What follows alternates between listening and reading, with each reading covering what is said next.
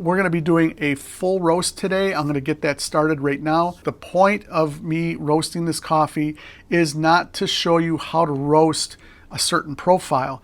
Today's goal is strictly to take this coffee roast from beginning to end and talk about what the takeaways are for us as we use roast level to guide us to be better roasters. I'm using a bread machine with a heat gun. This is a do-it-yourself method for roasting coffee. We're roasting 400 grams of an Ethiopian washed coffee. This is a very dense coffee, and I've got some previous videos in this Roasting 101 series that I'm doing, and it deals with everything from finding the right roaster to finding the right coffee to understanding the main coffee roasting events and terminology. And ultimately here today, we're going to land on roast level because this is our stepping stone into the profile. It's our stepping stone into control. It's our stepping stone into everything that we do related to roasting coffee. Let's get started. So first, what is roast level? We're focusing on and using color to help guide us in this. So we're using sight, one of our senses, which was mentioned in my previous video. So a light roast highlights floral, fruity, and acidic notes within the coffee. When we roast darker to like a medium roast, then we're having a more balanced coffee that highlights some acidity. It's also going to highlight some sweetness through caramelization, and also body is going to be a little more present in the cup. And then lastly, dark roasts. Dark roasts are more, they emphasize more on smoky, dark, chocolatey, nutty, peppery type notes, and that is what a lot of people like. So understanding coffee roast levels are fundamental for understanding flavor profiles, and that is the core of roast level color and what that color is going to taste like in the cup. Understanding coffee roast levels also guides us through roasting decisions. So we need to make informed decisions about our coffee roasting levels. We need to understand when we want to stop our roast, whether it's early for a light roast to preserve acidity or extending the roast time to develop robust, dark roasted flavors. It's going to help us know when to stop the roast. That's really important because we're aiming for a specific roast level so that we can aim for a certain taste. That's point number one. And this point number two here is knowing when that is going to take place.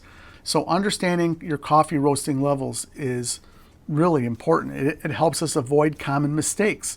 It prevents over roasting or underdevelopment for coffee.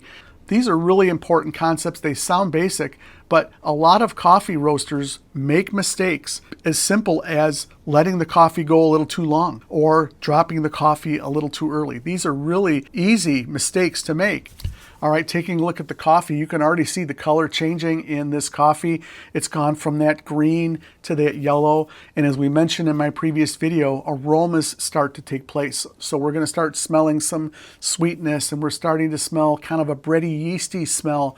And those are all signs that reactions are beginning to take place in the coffee. And it's from this point on in the roast that flavor development takes place. Understanding coffee roasting levels enhances our knowledge of the roasting stages. And this is a really important point because right now, as the coffee is roasting in this browning phase, we are focusing on flavor development and how much time is spent during this middle phase and up to first crack. How long that period takes is going to influence what the coffee tastes like. How long the coffee roasts from first crack till we decide to drop it, you'll see how that's going to impact the way the coffee looks, the way the coffee smells, and ultimately it's going to impact the way the coffee tastes. So understanding what's happening during these phases is going to help us master the roast level that we need to stop at to achieve the exact coffee profile that we want, the way we want this coffee to taste. All right, you can look at the coffee and it is clearly browning now, and we're working our way towards first crack. first event that we had was when we started the roast that was charged. The second event was the dry event where the coffee has turned yellow. And now this third event that we're aiming at is first crack. All right, we're starting to hear some outliers for first crack. That means first crack hasn't started quite yet, but it's just barely starting. So we've heard a crack, maybe another crack. And so I'm taking some coffee out, and I'm going to be doing this every so often so that we can compare what the coffee looks like and associate that to a roast level. We're going to get into that here in the second half of this video, which is just going to be in a minute. All right, so now first crack has fully started. Another scoop comes out, and we're going to be continuing to do this through the roast levels. Now, this is really important because there's going to be several things we need to look at when we look at the end result of roast levels. And number one is going to be texture. I want you to pay attention to the texture of the bean because these are clues to help you understand the roast level of the coffee. The other is the size of the bean. Now, we're going to start with a variety of different size beans, depending on the coffee that you're using. But this bean size changes throughout the roast.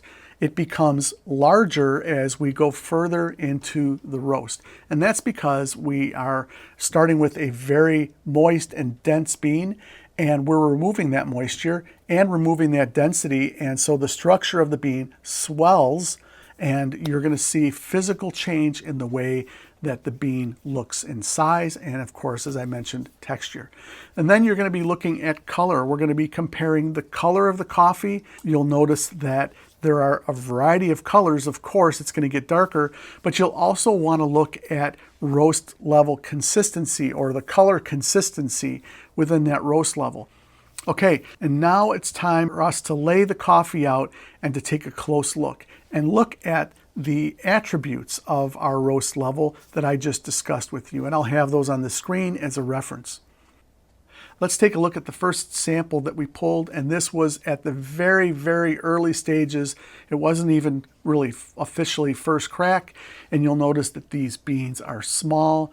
They are kind of yellowy brown. They're not really a nice solid brown. They are kind of blotchy looking, uneven roast level, variations in the color. You're going to notice some shriveling, and you'll notice a lot of chaff is still stuck to those beans. Now, the next sample that we pulled was at the very onset. We had officially full-blown first crack.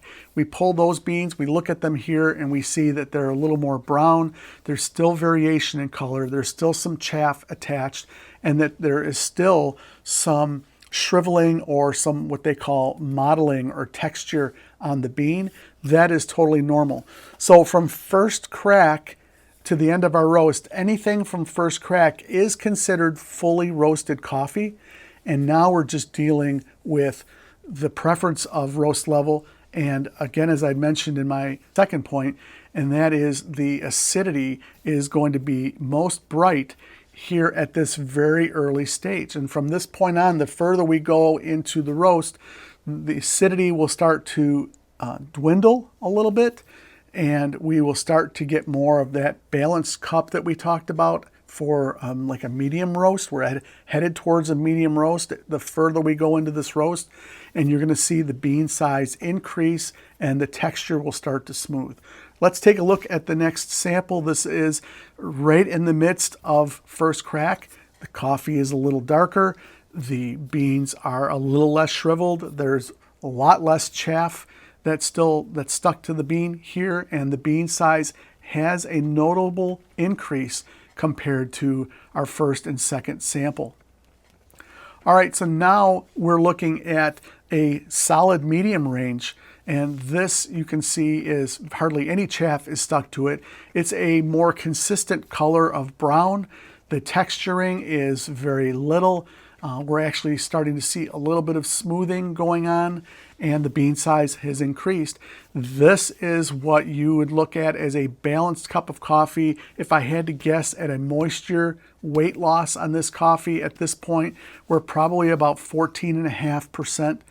All right, and then now the next roast level after this is just past a medium roast, and we're starting to get into the darker range The chaff is gone. The bean is starting to smooth out. It's gotten bigger. And we are starting to lose most of our acidity here at this roast level. This is where we're going to start tasting milk chocolatey notes for those beans that have that capability, a little more earthy notes we're going to start to get. And there could still be a little bit of some of the origin of the bean still left in there that you can taste. Some origins that are very present for me at a roast level this far in would be a Papua New Guinea coffee, and there tends to be this kind of a hempy wet leaf note that seems to last until at least this stage, and then it starts to dwindle and we get into the real dark notes. And that is the last two samples. We're just starting to look at the very beginnings of second crack, and you'll see that the beans are much darker. They are very consistent in color. They're very smooth, they're larger, and we're even starting to see a little bit of oil as second crack has just begun. And then this last example here is full-blown into second crack. The coffee has, at this point, if you take it much further than this, then you're just going to be tasting dark char. Most of the sweetness now is turning to bitterness before the onset of second crack for sure, maybe even a little sooner than that, but this would be about the time that you would stop to be able to maintain some sweetness in the cup. So what do we do with this? What is the takeaway with this roast spectrum that we can see here? Well, it's very clear that there is a broad range of roast levels within fully roasted coffee. This is really an important concept because different coffees may require different roast levels based on your preference. You may not want to roast every coffee at the same roast level. They'll have different characteristics. Coffees like a Central American coffee, you may be able to roast at a medium roast level and be very happy not to have much acidity, but still be able to get some of the origin notes. An Ethiopian coffee like this, you might want to roast kind of a medium light where you still get a little bit of the fruit, but it's not a fruit bomb, so that you can experience a little bit of the origin notes. If you have a coffee like a Sumatran coffee or a coffee that has very earthy characteristics, then you might want to roast that coffee just a little bit darker to avoid kind of the bland woody notes. You may want to take that a little further to produce kind of some spicy notes, and that could be a medium dark roast for a coffee like that. So depending upon the coffee that you roast, you may choose a different roast level. But ultimately, choosing a roast level is going to require you to be able to do all the things we've talked about in my previous videos. You've got the roaster that you've decided to use. You're going to select a coffee to roast for that roast level, and then you're going to use your senses and coffee roasting events so that you can monitor the progress of this roast. And then here in our example today, the color and understanding the roast level and how that impacts everything that you do. This is going to help you control your roaster. It's going to help you craft better coffee. It's going to give you more knowledge to make better decisions for coffee buying and for roasting that coffee. Well, I hope this video has been helpful for you. I would love to hear your thoughts about what I've shared, what you've seen here, questions you might have. Leave those in the comments. So thanks for joining me today, and I hope you have a great week roasting. We'll see you next time.